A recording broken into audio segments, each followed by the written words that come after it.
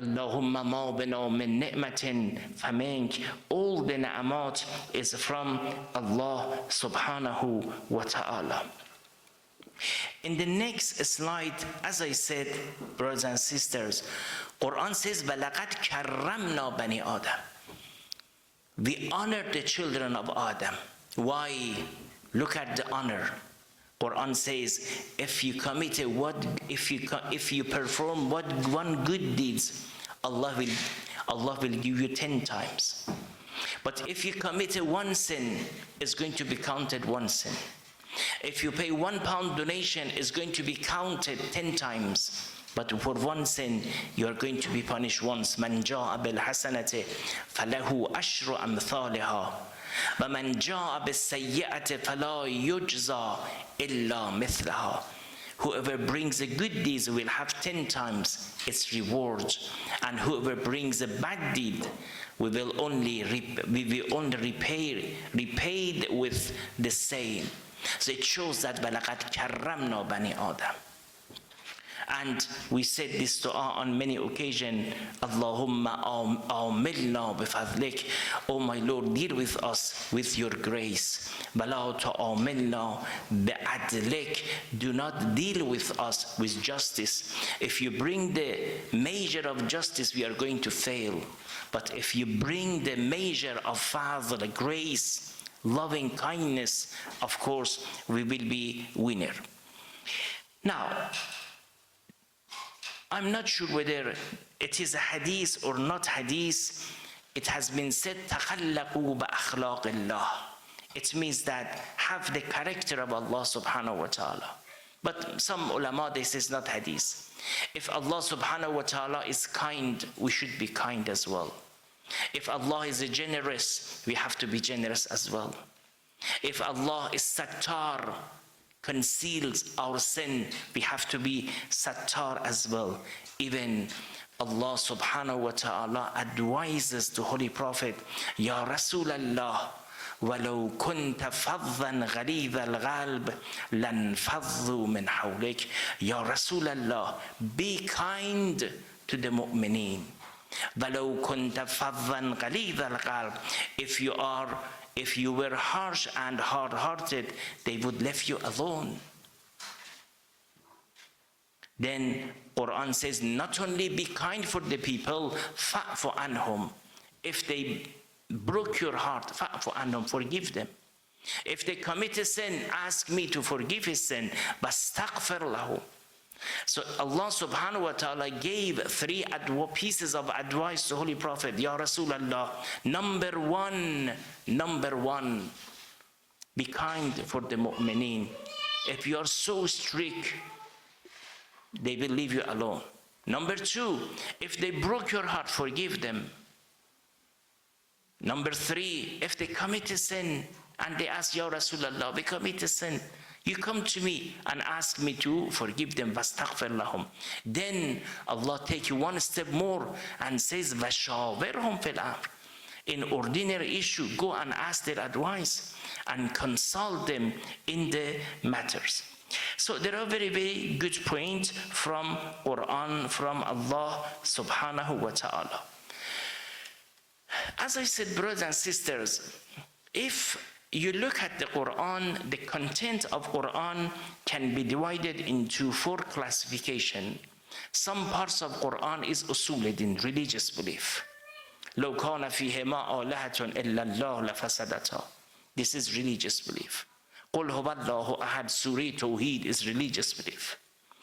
The second part of Quran is religious practice. أقم الصلاة.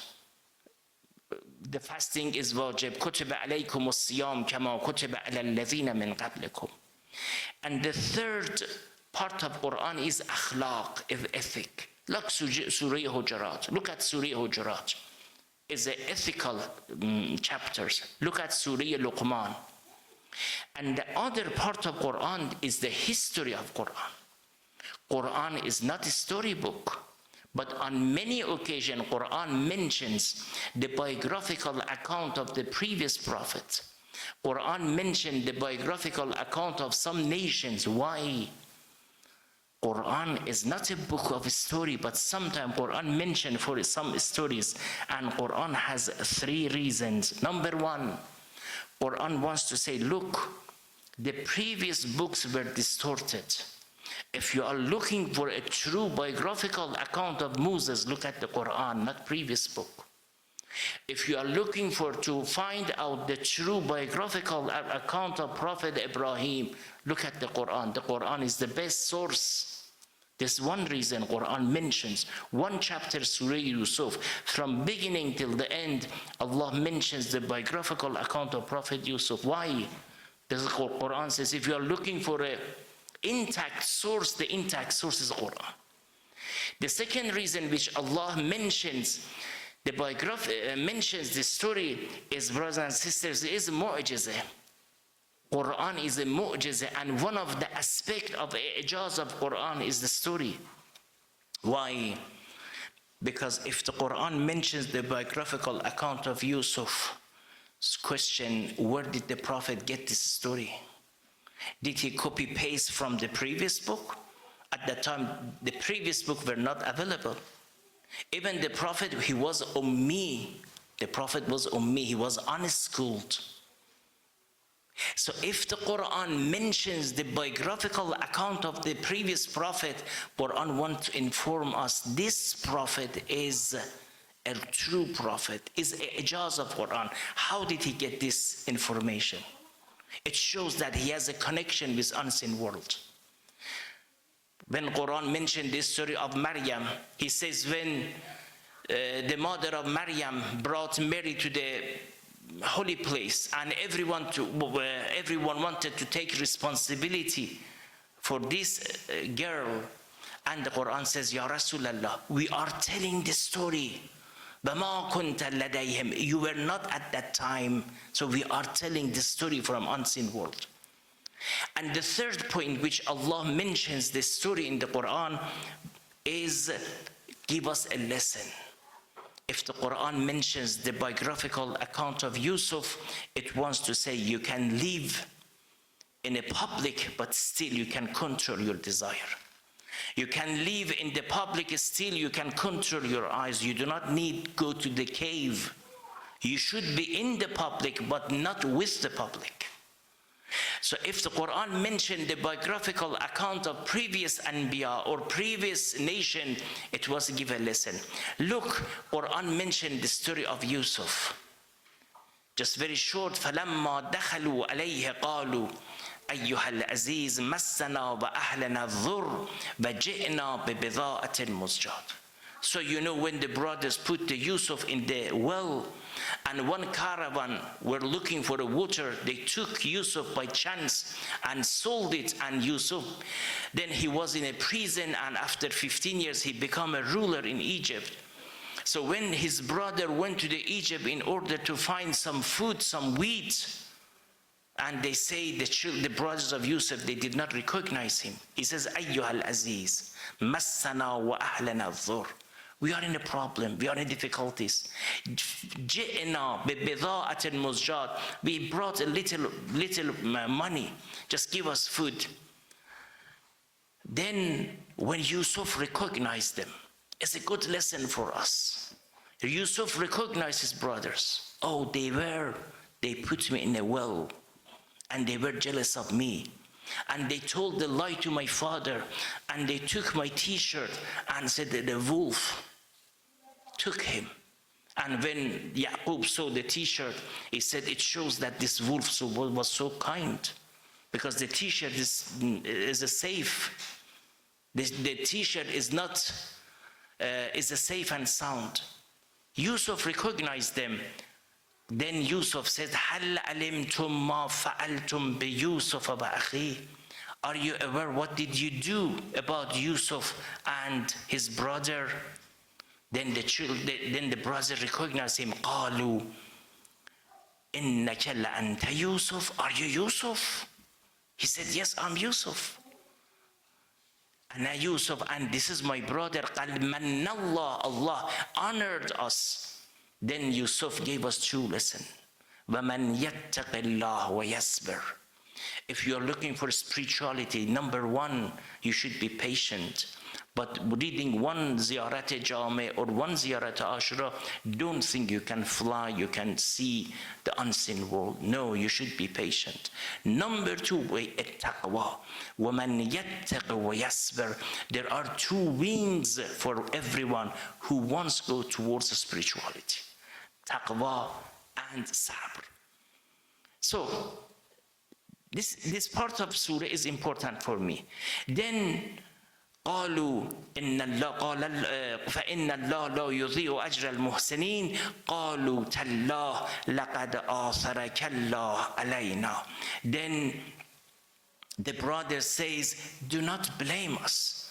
When the brothers recognize his Yusuf, and we have a bad relation with him, then says, please do not blame us. You are a king, you have a soul power.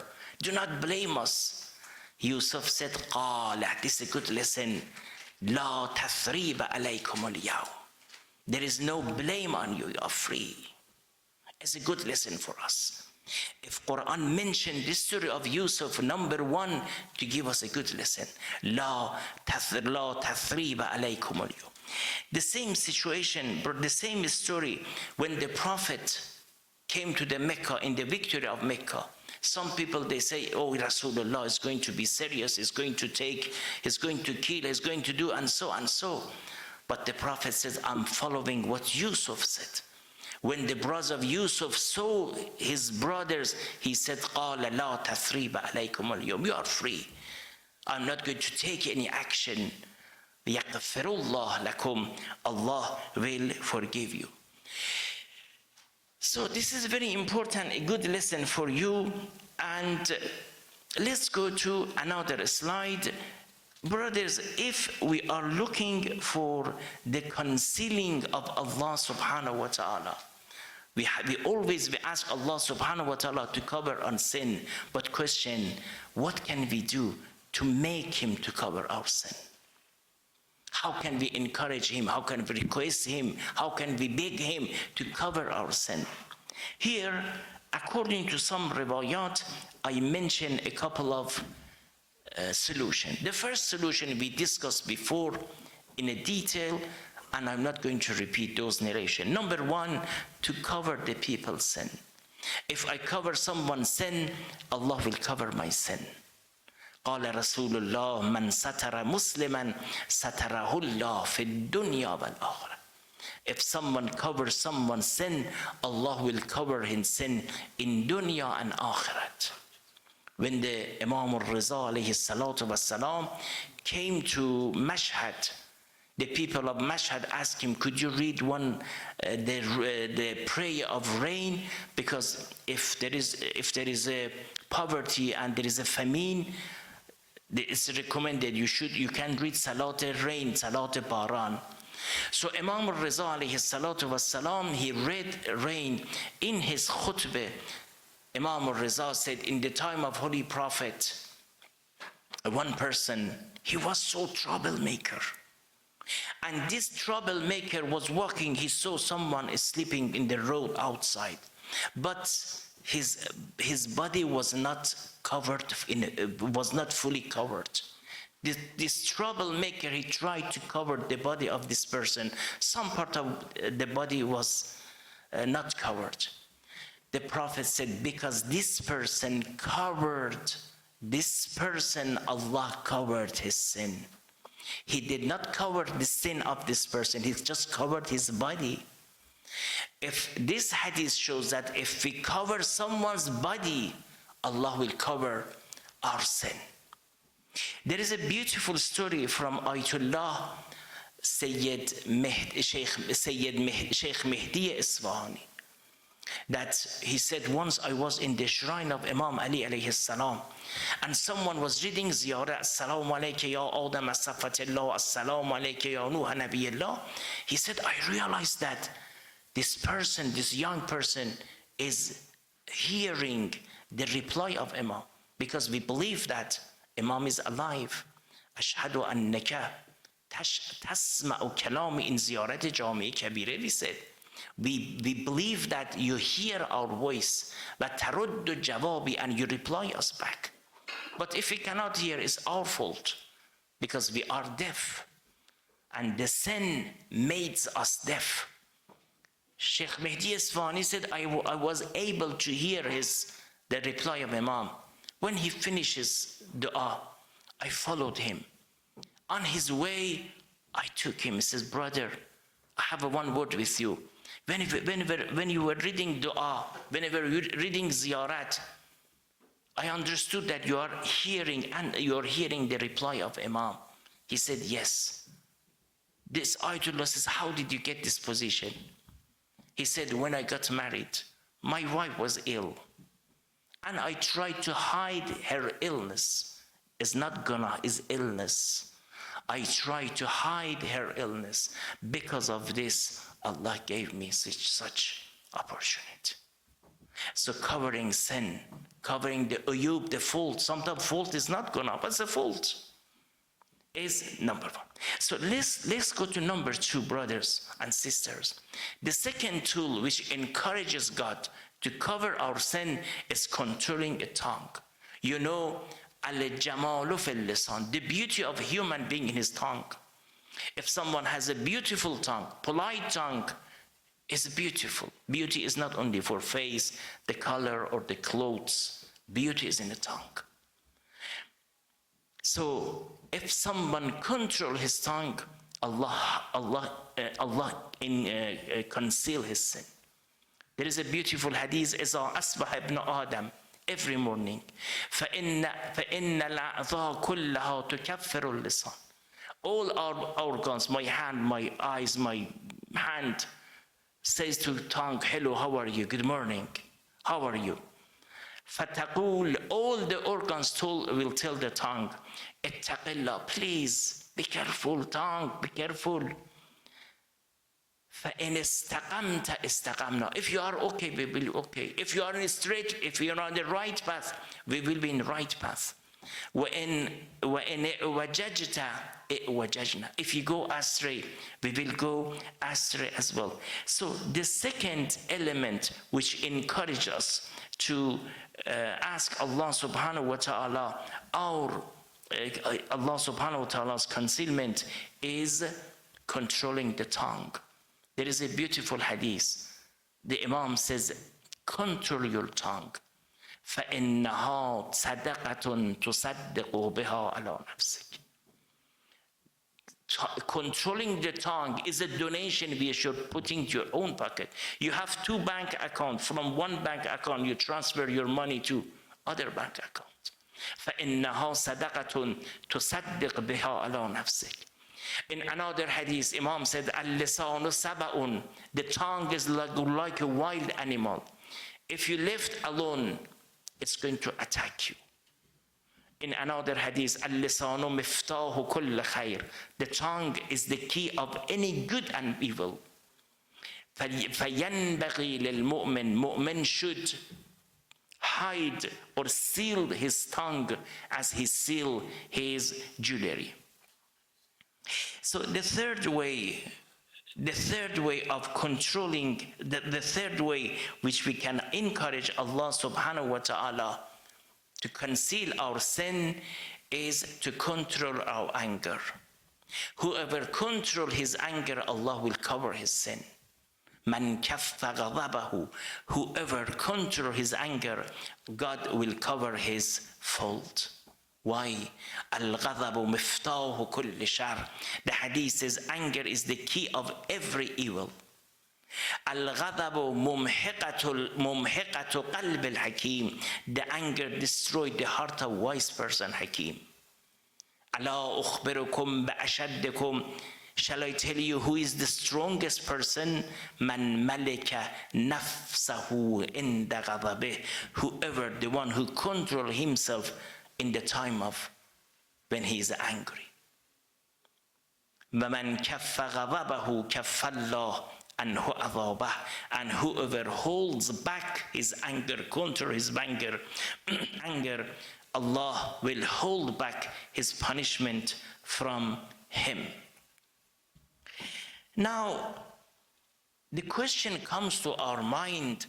You said one of the tools which encourages Allah to conceal our sin is controlling the anger. But question, how can we control our anger? Is not easy. You know, some people, when they got angry, the blood pressure goes high, their face become pale, and they try to attack. So how can we control our anger? Imam mentioned two solutions. Number one, whenever you get angry, change your position. If you're sitting, just start walking. If you're walking, take a sit, have a break, take a cup of tea. Imam said, La taqdib. Do not get angry. فَإِذَا غَضِبْتَ, God forbid, if you got angry, just sit down. But تَفَكَّرْ فِي قُدْرَةِ الرَّبِّ, and think about the God's power. وَحِلْمِهِ عَنْهُمْ, and how Allah is patient. And second solution, which Allah subhanahu wa ta'ala, Imam tells us, is dawu al-ghadaba bis-sumt. Treat your anger by silent. So sukut or silent is one of the best solution. Whenever you get angry, just keep quiet. You can say, no problem, I can reply him back. We have a time to answer him. So, as I said, one of the Allah subhanahu wa ta'ala is Sattar, but how can we encourage him to conceal our sin? Number one is to conceal the other people's sin. Number two, tongue. Number three, our anger. And number four is zikr.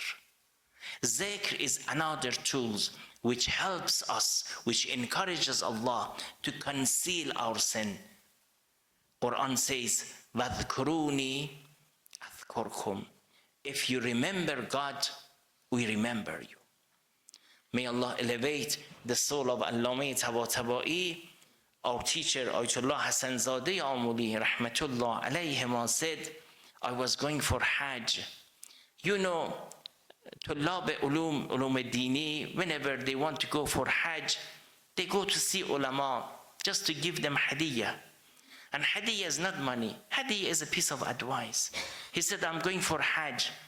Just give me a piece of advice. Ayatollah Hassan Zadeh Amuli said, Ayatollah Tabatabai told me just one word. وَاذْكُرُونِي أَذْكُرْكُمْ. If you remember me, I remember you. So one of the tools which encourages God to conceal our sin is zikr, remembrance of Allah subhanahu wa ta'ala. قال علي عليه السلام الذكر لذة المحبين. Remembrance is the joy for those who love. الذكر مجالسة المحبوب. Remembrance is sitting in the presence of beloved. And Quran says, يا أيها الذين آمنوا اذكروا الله ذكرا كثيرا. Remember Allah not once, كثيرا, constantly. وسبحوه, and glorify him morning and evening time.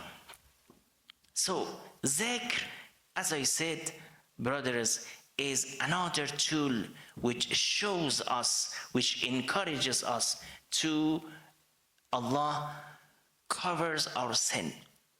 But the question comes to our mind, what is the logic relation between zikr and sattariyat? If I remember God, He's going to conceal my sin. What is the logic relation between my zikr and sattariyat of Allah subhanahu wa ta'ala? Because we said, if you remember Him, He will cover your sin. What's the relation between them?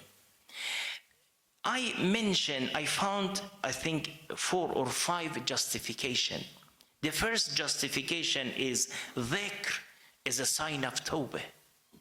If someone sits in his room, in his prayer time, and by the depth of his heart, he's saying dhikr, he's saying la ilaha illallah, it shows that he realized that he made a mistake. He did tawbah. So dhikr is a sign of tawbah. So if someone remember Allah subhanahu wa ta'ala, it shows that he is aware of his sin. And awareness of sin, we discussed before, is the first sign of Tawbah. The ruh, the spirit of Tawbah is that you should accept that you are a sinner. You made a mistake. This is the first step. Because Quran says, هُوَ الَّذِي يَقْبَلُ التَّوْبَةَ عَنْ عِبَادِهِ. Allah subhanahu wa ta'ala accept the Tawbah. Zikr is the sign of Tawbah. And Quran says, هُوَ الَّذِي يَقْبَلُ التَّوْبَةَ. Allah will accept the Tawbah. And Allah will accept the Tawbah. وَيَعْفُو عَنْ سَيِّئَاتٍ. Allah will forgive our sin. So the first justification, brothers and sisters, zikr is a sign of Tawbah, is the spirit of Tawbah, is the first step of Tawbah. If we did Tawbah, Quran says, don't worry, I will remove your sin. And the second justification is that Allah subhanahu wa ta'ala is looking for excuse. Let me give you an example. You are going to buy a house. You should go and get a mortgage. So you are looking for a bank to give you mortgage. At the same time, bank is looking for you to give you mortgage. So you are looking for a bank. You need the bank and bank need you. Because if the bank has lots of money, what's going to do with the money? It's going to give a loan. We may say some story the same.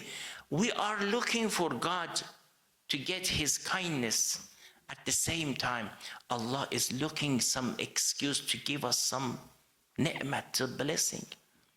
Allah subhanahu wa ta'ala says, if you are looking for me to conceal your sin, to remove your sin, you have to remember me. So remembrance, Allah subhanahu wa ta'ala, means that you place yourself in the path of mercy. That is Sattariyat. So Allah wants to give you something, but you have to come. How should I go there? You should go there by zikr. Allah gives the people who comes towards him. How can I go towards him? By zikr. And the third justification is that, as we said, if we remember God, Allah cover our sin. How come? The answer is that zikr makes our heart very shiny. Zikr bring light to our heart. Zikr is like a hoover, just suck all the sin. Whenever you say zikr, whenever from the depth of your heart you say La ilaha illallah, this zikr like a hoover removes all the sin from your heart, and you do not need anything. Innal hasanat yuzhibna as-sayyi'at. Hasanat is remember. Hasanat remove like a hoover, remove all the sin from your heart. So there are a couple of justification for this issue. Regarding the zikr, brothers and sisters, there is a beautiful hadith from the Holy Prophet. One day the Holy Prophet says, do you want to sit? Do you want to go to the beautiful garden, to beautiful park in paradise? Ashab say, Ya Rasulullah, yes, we want to go. For example, if you go to any park, so the park is very good, it makes you refresh, make you fresh. As the Prophet said, do you want me to take you to one of the beautiful park in paradise? They say, yes, Ya Rasulullah. The Prophet says, if you remember God, it means that you are in one of the beautiful garden of paradise. أنا جالس أنا جليس من ذكرني. Allah subhanahu wa ta'ala says, I will sit with the one who remember me. So whenever we do zikr discussed before, zikr, whenever who says zikr, he is sitting with Allah subhanahu wa ta'ala. And the Prophet said to Jesus, oh Jesus, remember me. And if you remember me, I will revive your heart. And the best zikr is La ilaha illallah. The hadith says, قَوْلُ لَا إِلَهَ إِلَّا اللَّهِ ثَمَنُ الْجَنَّةِ. The price of paradise is La ilaha illallah. There is a beautiful hadith, Man kana akhiru kalamihi la ilaha illallah dakhala al-jannah. If the last word of someone is La ilaha illallah, he will enter paradise. One day, I was in the class of Ayatollah Hassanzadeh Amuli, rahmatullah alayh. Someone asked him, because he used to come to his class a couple of minutes early. And this is a good akhlaq which we learn from our teachers. The teacher used to come before the time. If the time of class was 8 o'clock, he used to come 10 to 8. So Ayatollah Hassanzadeh Amuli used to come to his class 10 minutes before. And the student got this opportunity to ask him. One of the students, he said to his teacher, Ayatollah Hassanzadeh Amuli, I have lots of problems. Just show me or teach me one zikr. And Ayatollah Hassanzadeh said, say this zikr for 40 days. Ya Hayyu Ya Qayyum, Ya Man La ilaha illa ant. Ya Hayyu Ya Qayyum, Ya Man La ilaha illa ant. And he said, if you want to be rich in terms of wealth, if you want to reach in terms of ilm, if you want to reach in terms of taqwa, read Surah Waqi'ah every night. This is what he said. And one of the signs of zikr is that, brothers and sisters, is your heart will be bright. May Allah elevate the soul of Allameh Tabatabai. I saw him many, many times. Whenever he goes through to our house, always his tongue was saying zikr. And when he gets ill, when he was in his deathbed, he was not able to recognize his son or his wife. He was not able to recognize his close family. Whenever they gave him a cup of water, he didn't know what to do with the cup of water. They should told him, this is the water, drink it. But still, he did not recognize his family, but always he is saying zikr. وَاذْكُرُونِي أَذْكُرْكُمْ. Remember me, I will remember you. So, brothers and sisters, in previous slide, Imam said, oh my Lord, I committed a lot of sin, and you were patient. And your patience does not show that I'm a good person, or you are happy with me, but you wanted to give me a time. Then in this dua, Imam alayhi salatu wassalam says, oh my Lord, you were patient. You were patient and you gave me time to stop committing sin. But, oh my Lord, the sin wore me down. لأن ارتدى عن معصيتك المسخطة. You be patient in order to give me time. وأقلع عن سيئاته المخلقة. In order to leave my sin. But oh my Lord, the sin have worn me down, because you love to forgive me more than you punish me. Oh my Lord, you were patient, but you love to forgive me than you punish me. In the next slide, Imam, as I said, Imam says, oh my Lord, the sin have worn me down. And many people, they are looking for peace of mind. Many people looking for peace of mind, but they do not know how to achieve the peace of mind. Some people, they buy smoking, some people buy drugs, some people buy drinking. But Quran gives us another prescription. Quran says, Ala bi dhikrillah tatma'innul qulub. If you are looking for the peace of mind, if you are going to, in Urdu you say sukoon, if you are looking for sukoon, the best way of sukoon is dhikr. Ala bi dhikrillah tatma'innul qulub. Imam Ali alayhi salam says, وَأْمُرْ قَلْبِي بِطَاعَتِكَ. Oh my Lord, make my heart happy through to worship. If you're looking for peace of mind, if you're looking for sukoon, the best way and the only way is ita'at for ita'at. May Allah elevate the soul of Ayatollah Sayyid Ahmad Khunsari Rizwanullah Ta'ala. He died nearly 45 years ago. I met him nearly 24 hours before his demise. Me and my father went to see him. He was in Tehran. So he was in a small room, the great marja, the great alim. In terms of knowledge, he was so high. In terms of taqwa, he was so high level. So he was lying down, and sometime he feels, we understand that he's in pain. And his son was there. May Allah elevate his soul as well. The time which we met him, it was 9 a.m. 3 hours, 4 hours left to Salat al-Zuhr. He said to his son, "Is the time of Salat?" I said, "Subhanallah, this person in death's bed, he's asking the time of Salat." Then his son said, "Always he's in pain, unless in the time of Salat. In the time of Salat, there is no pain for him." وَأَمُرْ قَلْبِي بِطَاعَتِكَ. Oh my Lord, make my heart happy with your ta'at. And if we want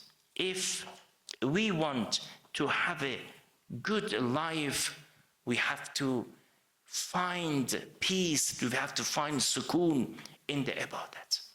You saw this alim, Ayatollah Sayyid Jamaluddin Golpaigani. Inshallah, in future I will tell more story about him.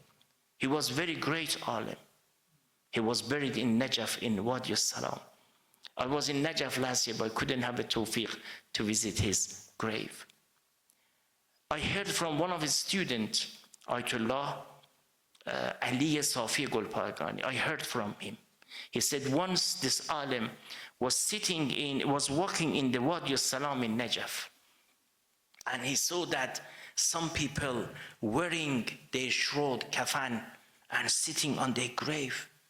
He said, "Who you are?" Ayatollah I said, Jamal said, "Who you are?" They said, "We are the person who buried here, and we are sitting on our grave." Then he said they were looking for some provision, some niyaz, some khairat, some good, some dua. So he was such person, such level, which when he went to the Wadi al-Salam, he was able to see these pictures. Ayatollah, I said, Jamal Golpaigani, he used to read this dua a lot. Allahumma arzuqna at-tajafi and dar al-ghurur. Read this dua in the last sajda of your prayer. What does tajafi means? Imagine you reach to the masjid, Imam is in the third rak'at. Imam is saying tashahhud and is going to finish his salat, and you are in the first rak'at. So what's your duty? Should you sit? No, you have to between sitting and standing. This form is called tajafi. He said, "Oh my Lord, Allahumma arzuqni tajafi and dar al-ghurur." Oh my Lord, grant me ability to turn away from this defective world. Tajafi means ready. You are ready to stand up. وَالْإِنَابَةَ إِلَى دَارِ الْخُلُودِ, and return to the eternal home. وَالْإِسْتِعْدَادَ لِلْمَوْتِ قَبْلَ حُلُولِ الْمَوْتِ, and give me tawfiq to prepare myself before that. So this Ayatollah, one of his students, I read in his book that for example, 2 years, 3 years before his demise, he was so ill. He had a lot of operation. On the other hand, this is story for 8 years ago, Najaf, the hot country, there was no AC, and his room was upstairs. He said he was in pain, he was in debt. He had a lot of debt, but always he said Sahifa Al-Sajjadiyya was in the table. Whenever he had the time, he used to open Sahifa Al-Sajjadiyya to recite Munajat Khamsat Ashar, especially Munajat of number 8, Munajatul Muridin. And he said, this world, if someone does not have a spirituality, he does not know anything.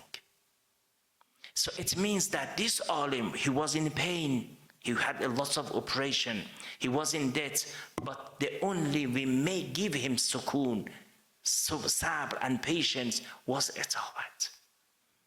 Rumi has a beautiful poem. He says, Dar bala ham mi kesham, lazzat ou, maut ouyam, maut ouyam, maut. Even you are in the deathbed, you are in the hospital, you had lots of operation, you are in the pain, but this pain is beautiful for you. Even in the trouble, I still feel the sweetness of him. Maut ouyam, maut, I lost in him, I lost in him. This is what Lady Zainab said.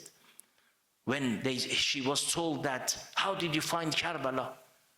Your brother was killed, your uncle was killed, your friend was killed. She said, Ma ra'aytu illa jamila. Everything was beautiful. Why? Because it's what he wants. When Imam Hussein wanted to leave the city of Medina, he went to the shrine of Holy Prophet. He said, Ya Rasulallah, la hajati li ila rujul ad-dunya. I don't want to stay in this world. But the Prophet said, Inna laka fil jannati la darajat, lan tanalaha illa bishahada. In paradise, you have a status, you have a house, you cannot reach unless through shahada. Imam said, okay, I'm ready. So what he said in the Ashura, in kana deen jaddi lam yastaqim illa biqasli faya thuyuf. Hussein, if the religion of my grandfather is not going to be safe, I'm ready to accept the sword. And the last poem is from Baba Tahir. It's so beautiful. It gives us good picture. He says, Yeki dardo yeki darman pasandan. One person prefer pain. One person prefer healing. Yeki vaslo, yeki hijran pasandan. One say, I want to stay in the public. One person says, oh, no, I want to go to the cave. He says, no. Man az darman o dardo vaslo hijran pasandam ankira janan pasandan. But I do not choose pain or healing, or in the public or in the cave. I choose whatever my beloved wants. Inshallah, we will continue in the next session. Wassalamu alaikum wa rahmatullahi wa barakatuh.